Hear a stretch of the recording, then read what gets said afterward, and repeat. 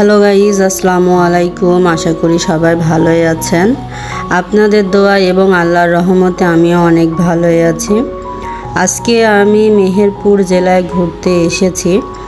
মেহেরপুর জেলায় ঘুরতে এসে ভবানীপুর গ্রামে শুনি একটি রাজার বাড়ি আছে। সেই রাজার বাড়িটি আজকে আমি দেখতে এলাম। মানুষের মুখে শুনি এই বাড়িটি নাকি অনেক পুরাতন।